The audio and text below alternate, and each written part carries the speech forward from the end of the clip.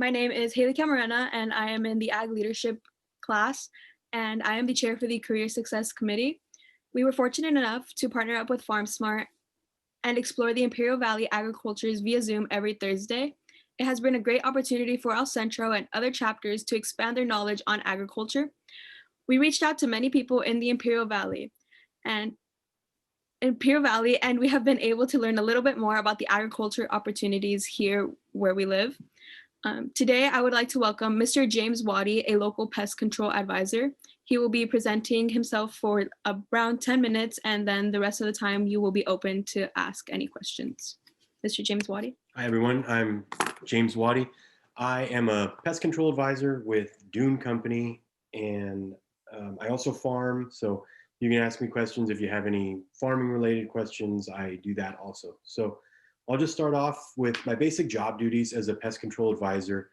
You scout fields for growers. You identify insects and weeds that they have questions about that you find in the field. You also do a visual inspection of the field, soil samples, and inform them on basic crop health issues, possible overwatering issues. You're basically just an all-around advisor, but your main job is to prescribe insecticides and fungicides, herbicides for them to apply. The classes that I benefited most from in college, high school, all of the above, were obviously my ag classes. And then my favorites were plant genetics, organic chemistry, and then all weed and insect science classes. The insect and weed science classes are, absolutely crucial. You can't do it without them because that's what your job is. You still learn on the job as much or more than you learned in college, but they give you the head start that you need to get in there and understand what you're talking or what you're looking at. The best ways to prepare that I've seen from my experiences, from coworkers, from anyone in the industry, is to internship. Those are phenomenal. Almost all the companies down here do internships that you can start, and you would have to talk to the actual managers of the companies, but I think a lot of them, they'll let you start your senior year of high school in the summertime. And then to talk to other PCAs. If you're interested in being a PCA, that's what I did. I had the benefit of being in an agricultural family.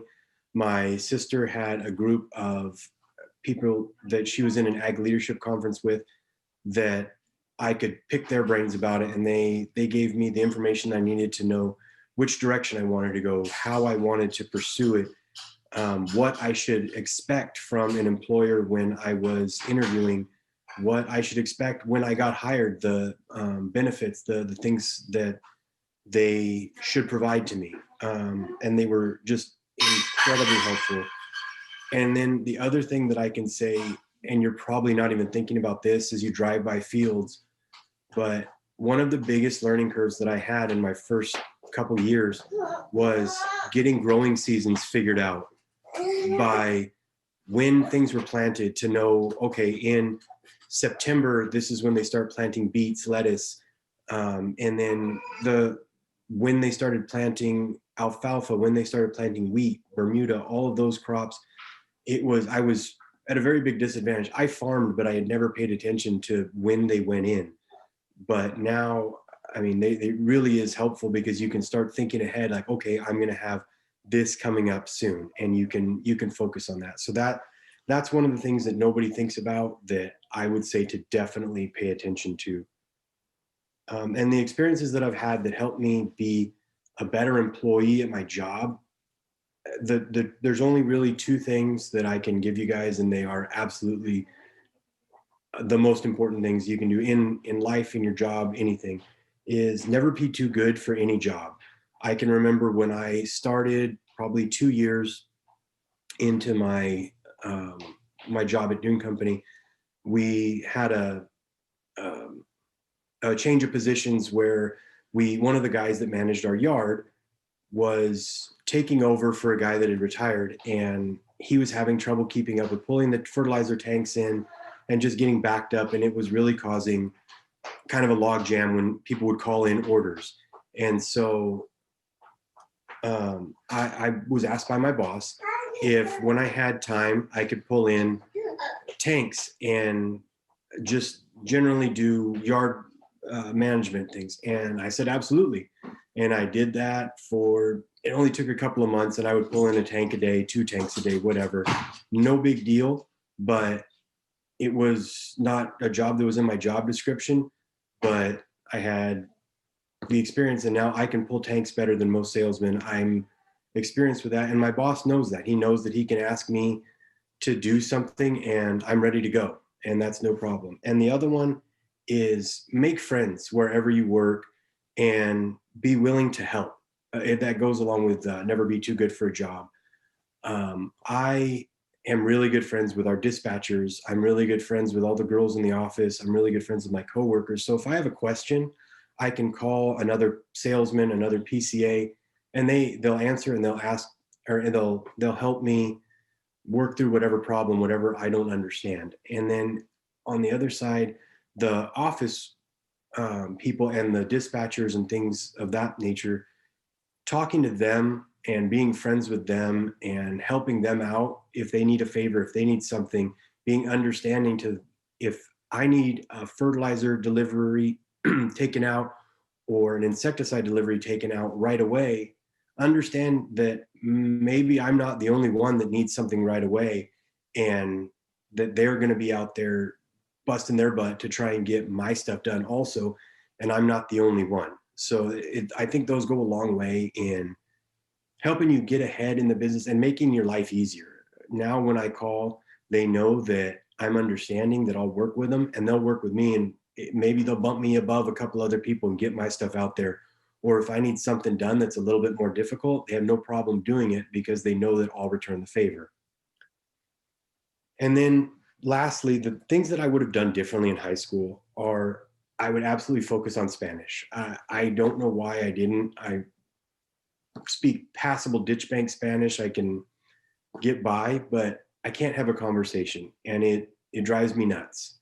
So for those of you that don't speak Spanish, focus on it. Take Spanish classes in college. I never did that.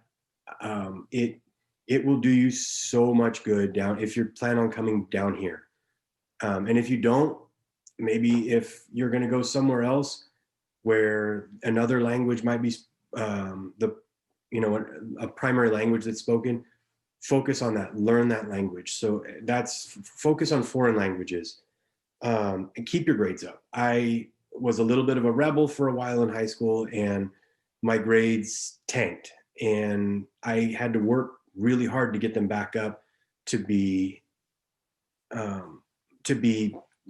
acceptable for college. And that was just stupidity on my part, laziness. And so I would definitely do that differently. And lastly, this has nothing to do with high school. This is just life.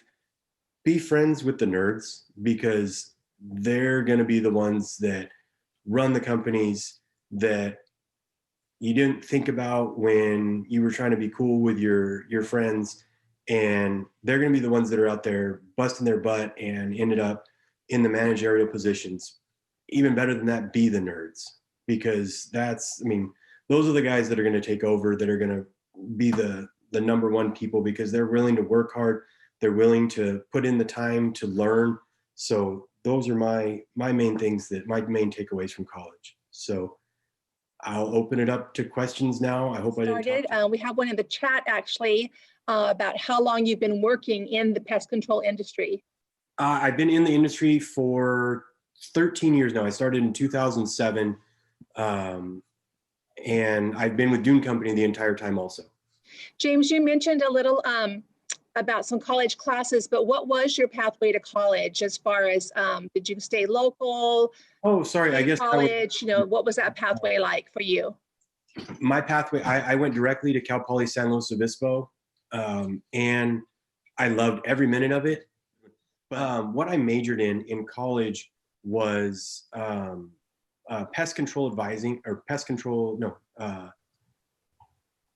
it doesn't exist anymore. I'm trying to think of plant protection science, and that is a weird one, but basically it's all the sciences. And now there's a crop science will get it for you. You just need to pay attention if you are interested in it. You can go to the DPR website and it will tell you exactly what classes you need so that you qualify for taking the PCA test. And that is super important. I've sat down with numerous soon-to-be PCAs and helped them figure out what classes qualify, what classes don't. And they're usually pretty flexible, but that is very important to look at. Not now, but as you start getting closer to graduating, and to plan your career as you go, your college career as you go, to make sure that you're hitting all these classes that you're going to need to take the test. It's crucial to do that because you don't want to graduate and then realize that you have to go take 3 classes at a JC in your town because you don't have the qualifications for that. And that happens all the time. But one of the pathways that a friend of mine took when they were there is and it was to save money, but they did all of their general education at their local junior college and then transferred to Cal Poly, and then they could just focus on the classes that were in their major. And I thought that was just a genius idea. First off, it costs you 1/10 of the price to do it at a junior college. You can live at home, you can work, you can be in a familiar setting. And then the other thing that I thought was great about, you're more mature when you get to college. I was 18 and away from home and didn't know anything. And I had to, just learn it all on my own. So that's a pathway that I would prefer for my daughter, who's now 1 year old, for her to do it that way instead of just going directly into it. And you can also learn in those 2 years while you're doing your general ed, maybe that wasn't the path that I wanted to go, because I knew a ton of people that started as one thing and ended up shifting to another thing and then found their dream job, but it cost them an extra year of school before they could get in there. So that's my take it slow. That would be my suggestion. Hey, Mary's asking, why did you choose this a career? I chose this career because I always knew I wanted to be an ag. My dad's a farmer. I knew I wanted to eventually become a farmer. And when I was 16, 17, my dad was talking to his PCA, the guy that does all of his did all of his bug checking. And he told my dad that if I was interested in it, that I should really look into it because there are very few PCAs out there that are under the age of 60, which is still to this day true. Then I decided to do that because it was a good pathway and I knew that I could work and be a farmer at the same time. And it gave me that flexibility. So that's why I chose this career. Someone's asking about the most enjoyable part of your job and also the hardest. Most enjoyable and the hardest. Okay, those kind of go in hand in hand. The most enjoyable part of my job is by far being out farming and the flexibility that it has. Like I'm still on the job right now, but I'm talking to you guys. I can, if I need to, I can take time out to go with my wife or my daughter to a doctor's appointment. I have flexibility. That's the best part. The other best part is the people that you work with. Farmers are some of the best people that I've dealt with. Some of them are really tough. They expect you to work. They expect you to be there, but they're great people to be associated with. On the other hand, the toughest part is at certain points, you're going to have a ton of downtime.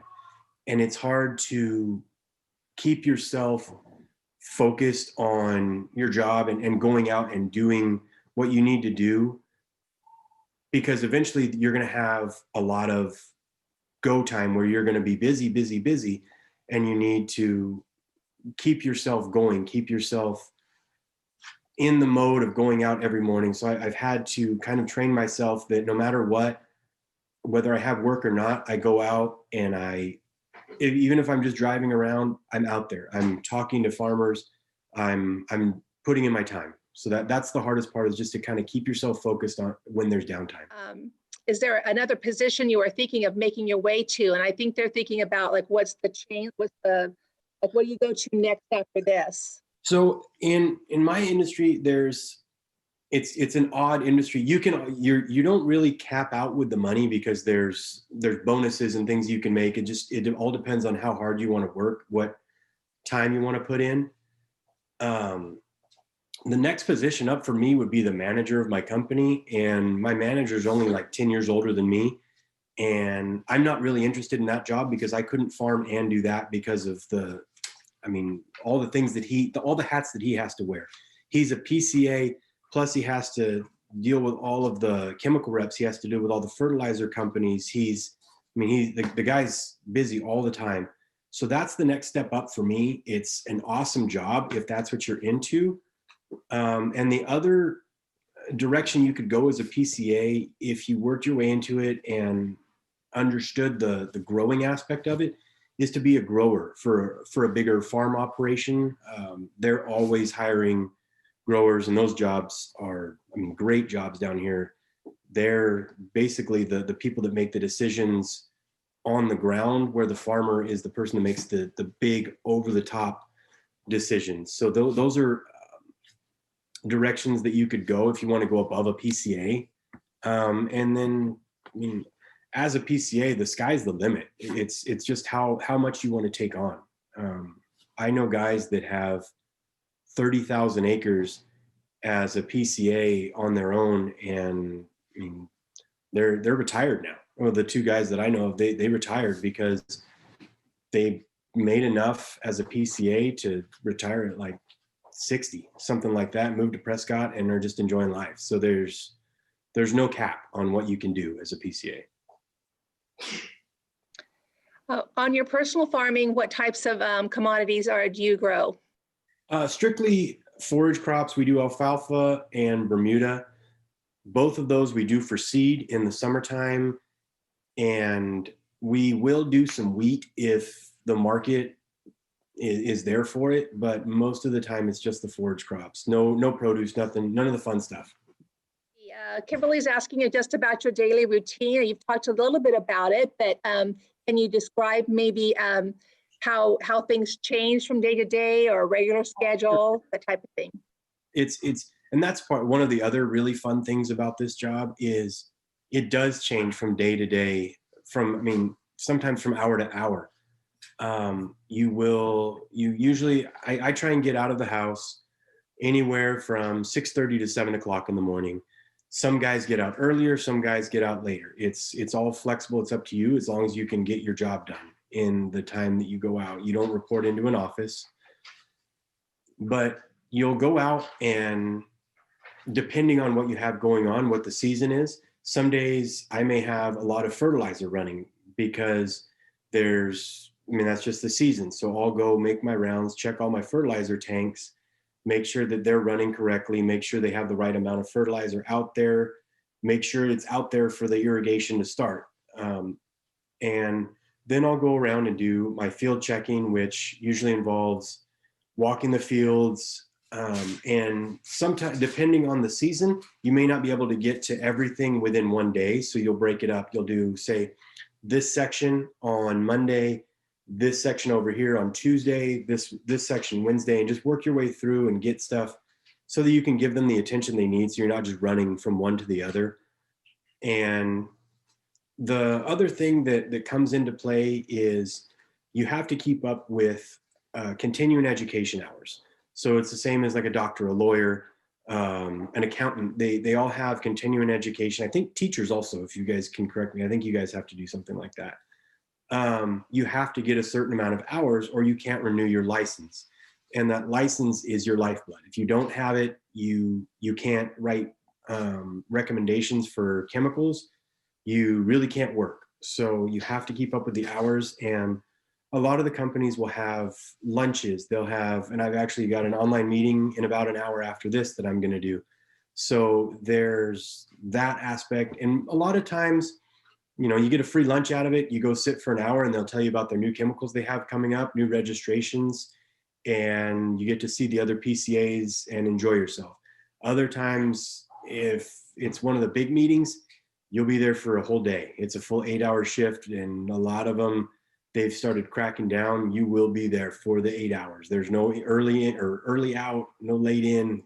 It's the whole time. So that's one of the aspects you have to pay attention to and keep track of. But the daily routine is very flexible. It's what works best for you. I know guys that they would be out there until, I mean, the last light, to where they couldn't see the bugs anymore because they were trying to walk all of it in one day.